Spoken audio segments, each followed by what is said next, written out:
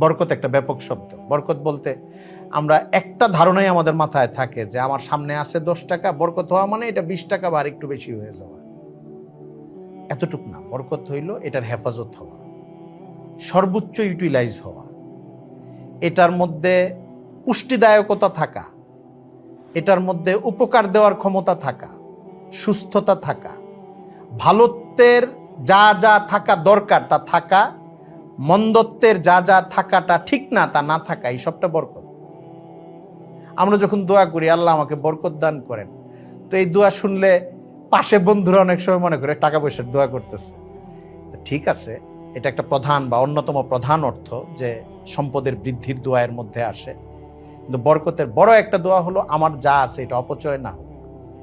আমার যা আছে এর মধ্যে আল্লাহ প্রয়োজন এমনভাবে আপনি পূরণ করে দিন যে আমার কোনো কষ্টই না হয়, বরং আমার আরো থেকে যায়, মনে হয় যে সব প্রয়োজন তো পূরণ হয়ে যাচ্ছে, এটা বরকত। বরকত নষ্ট হওয়ার যতগুলো উপলক্ষ থাকে এখান থেকে আপনি আমাকে হেফাজত করেন, কোনো প্রতারক আমার কাছ থেকে টাকা যেন না নিয়ে যায়, বাসায় যেন অযথাই অসুখ বিসুখ লেগে না থাকে, এটাও বরকতের দোয়া। অসুস্থতা থেকে মুক্তির আলাদা দোয়া আছে, কিন্তু বরকতের ব্যাখ্যার মধ্যে এটাও আছে।